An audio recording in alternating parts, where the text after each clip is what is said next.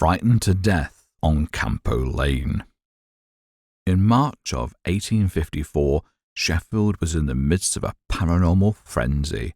A man staying in a house on Campo Lane had apparently been experiencing an apparition since late 1853 when he took up his lodgings. The haunting had begun with some low-level poltergeist activity, objects moving on their own, the sounds of footsteps coming from empty rooms. It quickly escalated to huge crashing sounds, yet no origins of the sounds were ever found.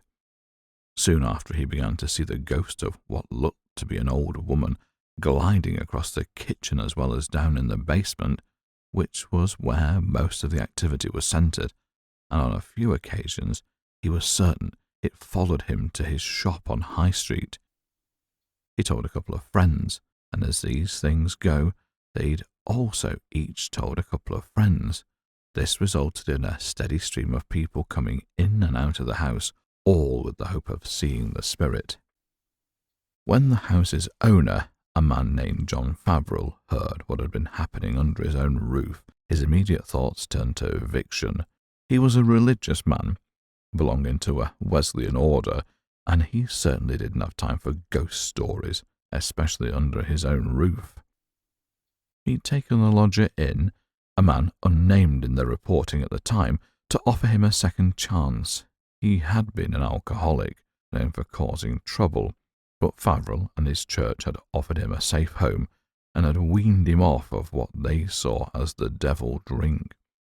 Clearly, if this lodger was seeing spirits, then it was all the proof he needed that he'd been drinking an altogether different kind of spirit. He was getting ready to confront the lodger, asking him what was going on, when he too witnessed the spirit gliding serenely around in his basement. A few days later, he had summoned some friends round, and they were sitting in the kitchen, taking it in turns to venture into the basement with the hope of seeing whatever it was that was down there. Being Wesleyans, a deeply religious group whose beliefs became central to both the modern Methodist movement and the Salvation Army, they felt a duty of care to help this lost soul. Hannah Rollison, a woman in her late 40s and a member of Favril's congregation, went against the advice of her friends and ventured down into the basement on her own. They thought that, being a woman, she was too delicate to see spirits and spectres, but she was strong-willed, and the lure of the unexplained was too much for her to ignore. The assembled crowd heard a scream and went rushing down into the basement to find Hannah pointing at the wall, shouting, "Ghost! Ghost!" before collapsing into a heap. Hannah was carried upstairs, where she briefly regained consciousness, telling those present she'd seen a woman in white walk straight through her, which is what shocked her so, as it felt like she'd been chilled to her core. She lost consciousness again and was carried back to her home on South Street, where, tragically, she died a short time later. The coroner, Thomas Badger, was confused. Hannah appeared to be in perfect health, so, not knowing what else to write, he put "frightened to death" down on the death certificate as her cause of death.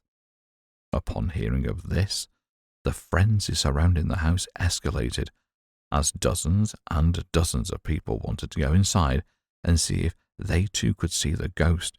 Those who made their way in and had a sighting of their own were all convinced it was the work of a supernatural agency. Favril, the man whose house it was, believed strongly that it was the ghost of a woman who was previously murdered on the premises, and that, as Christians, it was their duty to help her pass over to the other side. Victorian Sheffield being Victorian Sheffield, some were quick to look elsewhere for the culprit. The following extract is taken from the Saturday 10th of March 1855's issue of the Sheffield and Rotherham Independent. Others of those present on Sunday evening believe the apparition to emanate from His Satanic Majesty, and hint that wonderful things may reasonably be expected in these marvellous times. Only in Sheffield could something as tragic as a poor woman literally being scared to death, be identified as the work of the devil, and then be seen as a sign of good times ahead. Several small riots broke out as people forced their way into the property, resulting in a round-the-clock guard of 6 officers being stationed outside for several weeks until interest in the case had died down. Throughout the incident, over a dozen officers stationed at the house were severely injured by those wishing to catch a glimpse of the ghost. Eventually, the interest died down, and things around that house on Campo Lane returned to some semblance of normality.